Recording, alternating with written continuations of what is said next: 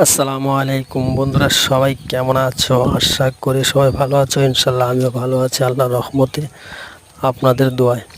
তো সামনে দেখলাম একটা বাঘ। তো আমরা, এটা হচ্ছে বান্দরবনের রাস্তা। তো আমরা এখন ঢুকতেছি, পাহাড়ের ভিতরে যাচ্ছি। যেহেতু পাহাড়ে চলে আসলাম, তো যেতে যেতে দেখলাম যে সামনে একটা নদী দেখলাম।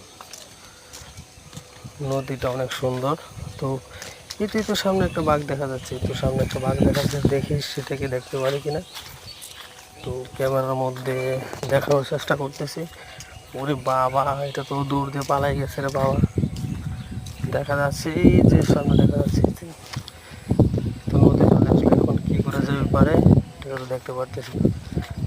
ও মাই গড, এক বাঘ রে বাবা।